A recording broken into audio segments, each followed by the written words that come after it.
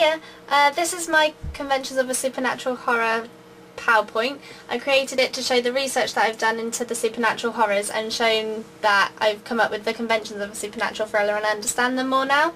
So shall we look? Supernatural Horror PowerPoint here. We've got Conventions of a Supernatural Horror written by me.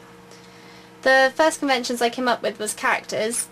The three main ones I looked at was the Exorcism of Emily Rose, which is the middle one here, The Last Exorcism, and The Omen. Both of these have young children in as their main characters and the ones who supposedly get possessed by the devil. I thought this was quite good as the two main girls here are wearing white dresses which shows their innocence, and the little boy is wearing his own little clothes and also riding a scooter there, as we can see. So it just shows that the characters are innocent and don't think that it's coming to them. Okay.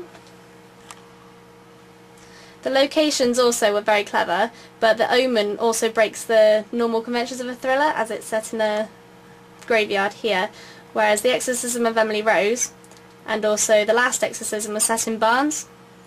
So that shows the conventions of a supernatural horror there. What's clever about this is it also just sets the mood a bit and it's just kind of creepy. Sets natural, supernatural, spirits, all that. It's quite clever. Okay, the next one was the music.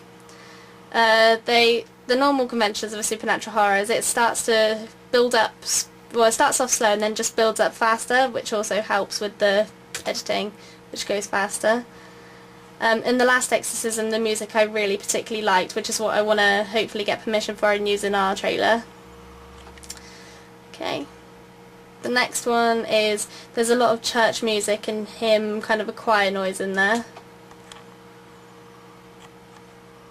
You got whispers, weird noises, screams from the main characters, things like that. Okay. The next one is camera work.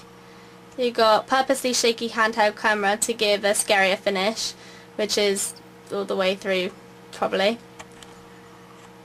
Okay, this is a fisheye lens, and we thought that we particularly wanted to use that more. We saw it in a couple of the supernatural trailers. We thought it was very clever. We've got arcing around the character, which is just a circular movement with the camera around a character.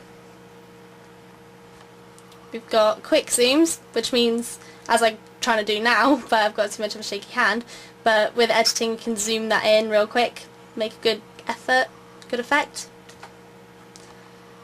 Okay, here we've got a tracking, which is where you place the camera and it can track one of the characters. So we wanted to have a track shot of a girl running, which means it was quite clever. It was on the Exorcism of Emily Rose and we thought it worked quite well. Okay, editing techniques we thought would quite work was the shots are slowly paced at the beginning to build up to be very fast paced to keep the audience interested. We thought that was very clever because it worked well with the music as well. Okay, you got black screens in there so make lots of flashy effects. Okay, the credits in The Exorcism of Emily Rose were very good as they looked holy, spiritual looking.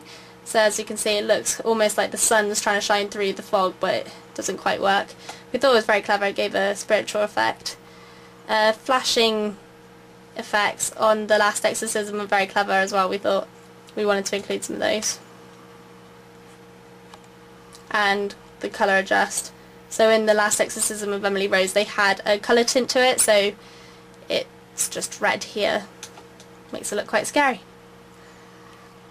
Okay, and that pretty much just ends my supernatural horror PowerPoint. I hope you enjoyed it and learned what I learned about the conventions of a supernatural horror.